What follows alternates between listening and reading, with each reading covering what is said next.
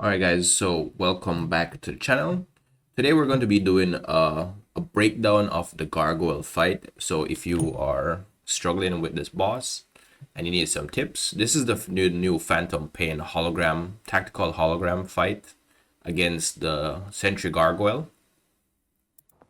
And my goal here is to give you guys some general tips and information to fight this boss at level 6.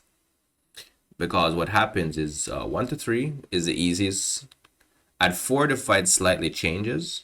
At 5 when it's level 90 it fights a little differently. And then I noticed because I spent a lot of time fighting it at level 5. And then when it gets to level 6 the fight he does some of the same things but he slightly changes them.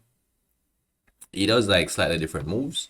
And some moves where he would usually do one, he would have follow-ups. So I'm going to just explain level 6 as we go along. Now, this is the full gameplay. It's on my channel. The fight is like less than 4 minutes, but I also put my build in there with Camellya. So the entire video is like 4 minutes something. All right. So what we're going to do is we're going to go through this video. I'm going to give you guys some general tips and notes on fighting this boss. And you can do it with either 3 characters or you can do it with a solo character. I mainly fight with solo characters, so I will only be using 1 character in this fight. All right, so let's get started.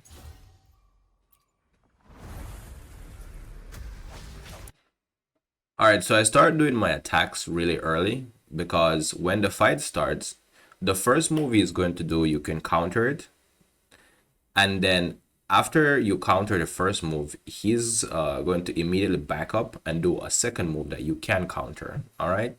So if you know which move your character uses to counter or parry attacks, this is when you'll do them. You'll do one at the start and you'll do one when it backs up. All right. With Camellya, all you need to do is have her spinning, and that's what I did here. All right.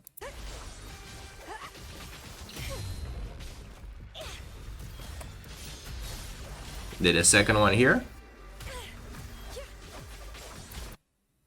Now, I need to tell you that this boss has a lot of moves.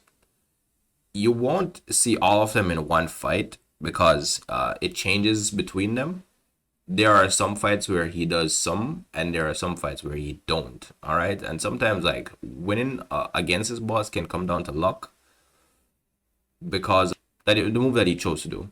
This wasn't a no-hit run because some of his moves, I saw them for the first time while fighting him in this. All right.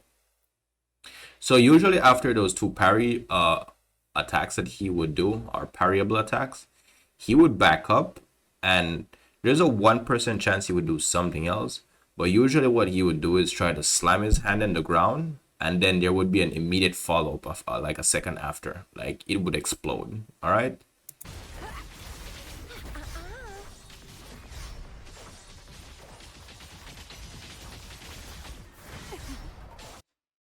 Now that backward slash that he did, and let me just say this real quick. If you want to see the full fight, just go on my channel. This video is just going to be like me explaining the moves, so I will be pausing it a lot. All right. Now, after he did do the backward slash that I just dodged, usually on level 90 he would only do that. But in this fight on level 100 or level 6, he actually does follow-up moves, right? Well, there's like a brief pause between them to trick you. So he's actually going to do a follow-up move, and the final move will have a drill. Every time you see the drill, it will explode like a second after. So you have to like have a mental timing when you dodge your drill, and then you have to dodge again. All right?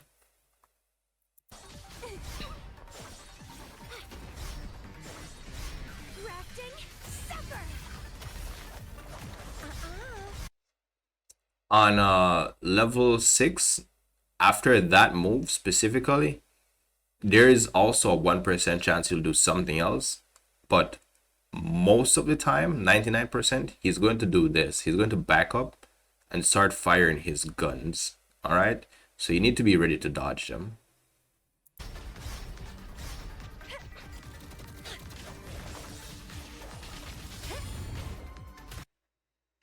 That is also another move that he will do immediately after the guns. He'll do a move that is parryable, all right?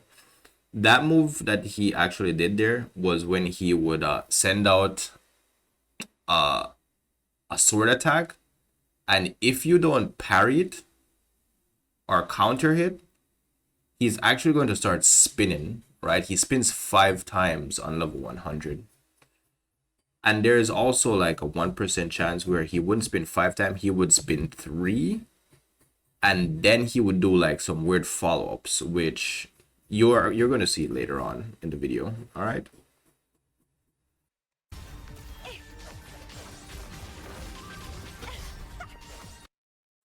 Now this move here,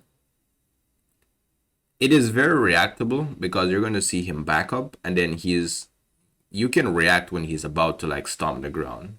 When he stomps the ground like this, there is 2 different attacks he will do from this specific move, all right? When he stomps the ground, it actually does damage to your character, so you have to dodge it.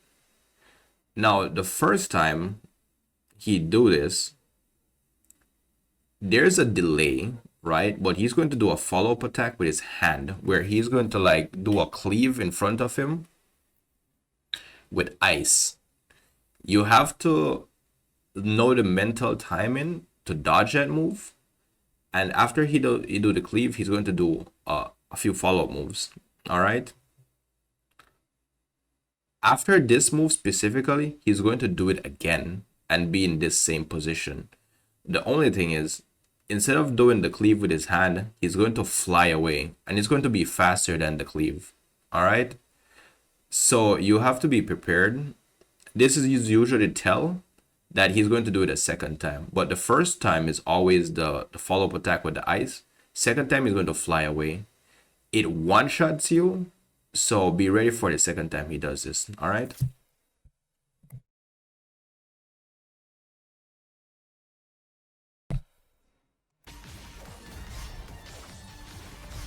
Follow up, you do a drill, and then you would dodge your drill here. Now you're going to be ready. He's going to do it again. See that? All right, I need to mention why I did that right there. So when he fly away, right, he's always going to do this attack where he marks an X in the ground.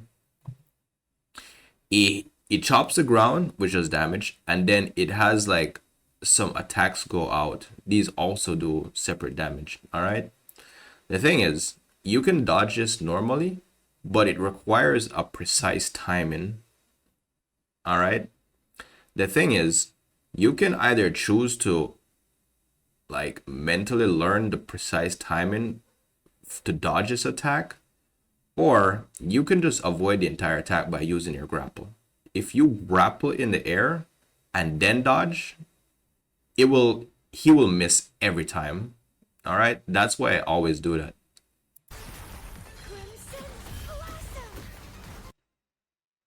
Now, what happened right here is after doing that move, he fly to the left, he released some ice crystals, and then he fly away. There's 2 different things he can do here. He can choose to fly away, or he can choose to charge up. He would turn white, and then he would shoot out more ice crystals, all right? The ice crystals will track you. They would hit the ground and explode. They do damage when they hit the ground. A few seconds after that, they would explode again into a large puddle, and then the large puddle would explode and do damage again, all right? So the best thing you can do is avoid them. In this case, he didn't do that. He decided to fly away. So he's going to fly away, which is easy to dodge. I can't remember if it's one-shots you. It might one-shot you or it might not. But he's going to fly away, and then when he fly away, he's going to fly back, all right? And then do the crystals again. The follow-up after the crystals is always going to be the guns, but I'll talk about that in a sec.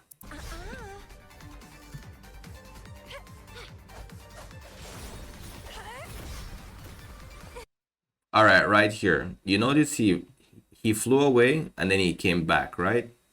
He's shooting out more crystals, and then you see the guns. Now, this is how you deal with this attack. when you're dodging the crystals, right? Remember, they stay on the ground, they explode and become a larger puddle, and then they explode again. So if you're in these, they will kill you while dealing with his guns. What you need to do here is when you see him doing this specific ice crystal attack, whether he does a fly away version or he charges up and turn white and shoot out more crystals, when you dodge him, start running to the right. All right? Because what happens is when you start running to the right, he will fly to your right. And if you're going to the right, you can end up behind him. It works every time. Depending on the timing, if you're not behind him, you might have to dodge his guns, but you will only dodge it maybe like once or twice. So you need to be ready to either like dodge his guns when you run to the right, or if you're behind him, get ready to attack him. All right?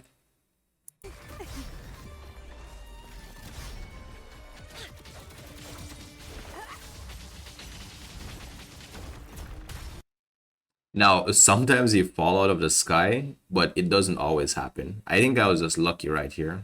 All right, but it was like a good chance to get some extra DPS in. And the first thing he did was he crouched on the ground and he flew away. Like I said, you need to be ready for that move at all time because it's very fast. All right. So when he flies away, he's going to do that attack where you fly in and do the X. So you know what you're supposed to do. You're supposed to grapple when you see him do it, right?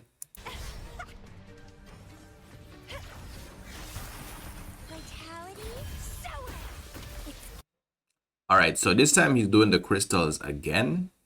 But this time, look at what he's doing. He's glowing white and he's going to shoot out more crystals.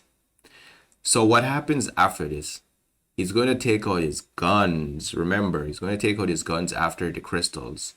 So you need to do what? Dodge the crystals and then run right. All right?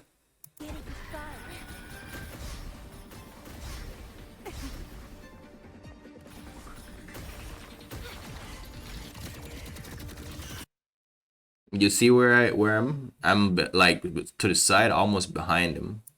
Feed my blossoms, self-deceivers. A good chance to get some DPS in. All right, so this is another thing he will do. So after he do the crystals and the gun, right? If he fly away and do the crystals again, and you see him doing this specific wind up, this charge up, this attack can be countered or parried. All right? You just need to learn the timing and you need to be ready for it. The thing is with Camellya, I can't do my combo to start spin. It's not fast enough, right? If I was using Camellya, I could just use her skill or her heavy attack if I have it, and it would counter him. But because I have Camellya, if I can do her second ability, right? And even when I was making this video, I wasn't really prepared for this, right? If you do her basic attacks and her second attack comes out, it will counter him. So that's what I did here. When you counter this move specifically or parry it, it will make him fall out of the sky. All right? There's like a 1% chance where it won't, but 99% of the time he's going to fall out of the sky. All right? And that will be a good time to get some DPS in. The thing is, when his vibration gauge is this low, he has an attack where he would put up a shield. You won't see him do it in this fight, but you should also be prepared for this, right? When he puts up a shield, the shield will allow him to automatically parry you if you hit it. If you hit it or if you try to run through it, all right? To deal with the shield, what you need to do is find a way to get behind him and just hit him in the back once, all right? I think that he will have a grapple above his head that you can also grapple to, but I've never like interacted with that move a lot. I usually get behind him somehow and hit him in the back, but it's just worth mentioning. You won't see it, but it is a thing, all right? So remember, this move needs to be countered. Look, I'm going to do my 2 basic attacks and he's going to fall.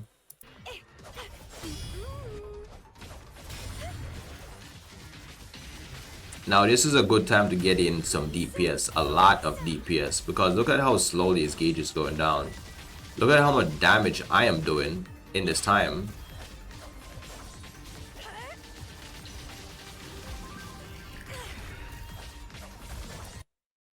On recovery, he decided to jump to this side. I believe what he's going to do is going to like use his hand and hit the ground, and then it explodes afterwards. Okay, he didn't do that. He decided to do this move where he would stomp the ground, right? Now, because I dodged it, and based on how he did it, right, I knew I was supposed to dodge it. So I didn't take damage from that, but there's ice on his head here. So because I knew that this first initial stomp did damage, I know what he's going to do is the follow-up move, which is the cleave. Alright? And then I'll have to dodge a drill at the end. Drill coming, then you dodge a drill again. Now this move specifically is a move I've only encountered one time fighting him. Based on how many times I fought this guy, I fought him like a lot. I can't even put a number on it, right? This move specifically, I've only seen him do it once. And he usually only do it when I'm far away, right? This is a move that hits anywhere. Like, it doesn't matter how far you are. It's a move that goes all the way across the stage, right? The thing is, now that you guys are here, I got hit by the last part of this because I dodged this, but I didn't know that at the end, when it explodes, it's like a large AoE. You're supposed to dodge when it's about to explode, all right? So I got hit by that. It doesn't kill you, but it's worth knowing that if your health is low, you will die from it.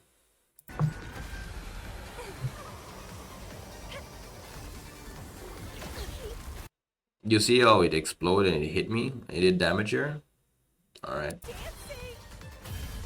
Get some DPS in.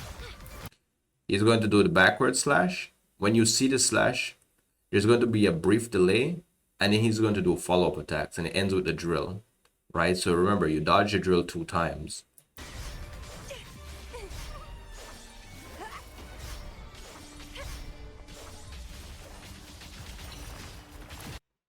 And then immediately after that, he's going to do his guns. Right? Remember I said that before? Now the funny thing is, even if you're doing the fight and you don't remember, because of how long it takes for this to start up, you can react to it. Alright? The guns are only an issue if you're really far away, but even if you're really far away, like, you can still dodge it like multiple times going in, as long as you have the stamina, right?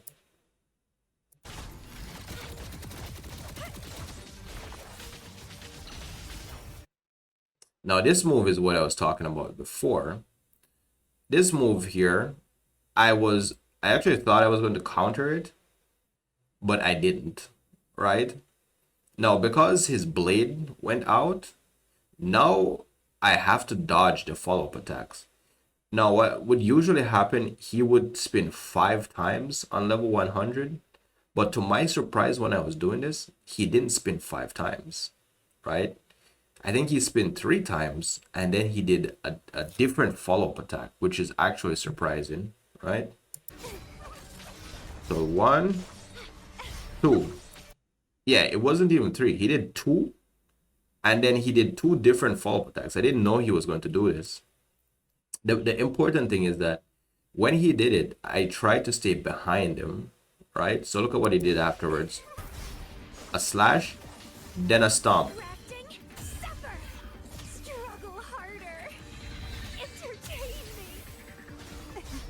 And then he did it again. So that's still 5 moves. The most important thing is that when you're fighting this guy, stay composed and don't worry, right? His moves are actually pretty reactable. I think that's the reason why I got through most of his moves here, because some of these were the first time I was seeing them. Then he did his guns here again. That was actually luck. I didn't know he was going to do his guns, but I reacted to it. Then he did the same move again. Follow-ups. I still would have dodged those because you know exactly what he's going to do there. But that was how you fight the PhantomPain gargoyle, the Sentry construct. If this was informative, if you learned anything, give this video a like, subscribe, and all the best on your fights, all right?